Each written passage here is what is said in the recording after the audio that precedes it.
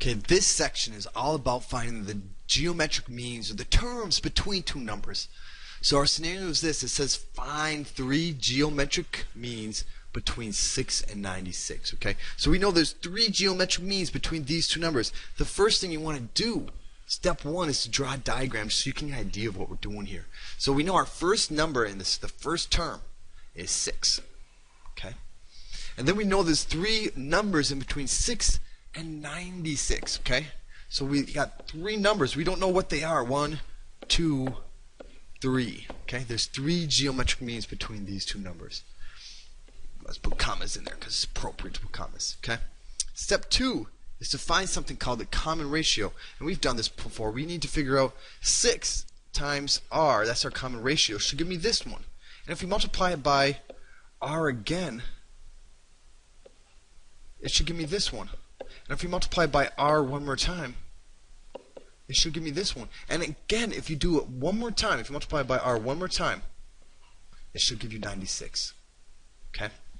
So, what does that tell us? We know that 6 times r for this one, times r for this one, times r for this one, times r for this one equals 96. That's what we know. That's what we know. Okay? And let's simplify this down. We got 6r to the 4th is equal to 96 right there. Okay? Well, let's solve for this r. Let's divide everything by 6. Divide it all by 6. So once we divide everything by 6, we're going to have r to the 4th power is equal to, what's 96 divided by 6? Isn't that 10 plus another 6? 16. 16, I believe it is. So we got to figure out what to the 4th power. What to the 4th power is 16?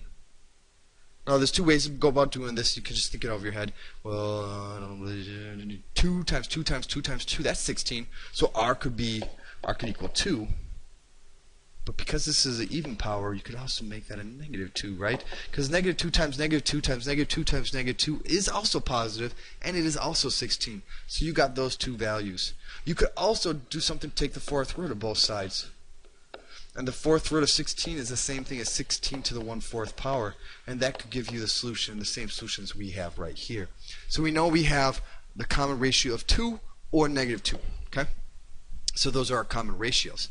And we're going to use those to fill in the middle. Use the common ratios to find the unknown geometric means. So let's do that. Now let's use 1 for our negative 2. So we're going to take this 2 down here, and we're going to fill in our geometric means for the 2. Okay? And then we're going to start with our 6, right? So we have 6 times 2. So the next one would be 12 times 2. And then we got 24 times 2. And then our next one would be 48. And then just to double check, times 2, does that get us 96? You bet it does. Okay. So this was for when r equals 2. This is what we get. And our 3 geometric means are in the middle. They're 12, 24, and 48. Okay? Now, let's do when it's negative 2. When r equals negative 2. Okay? So again, we started off with our 6, right? And then we're going to multiply by 2, or negative 2 this time, so we get negative 12. And then we're going to multiply by negative 2 again, and that gets us positive 24. And then we're going to multiply by negative 2 again, and it gets us a negative 48.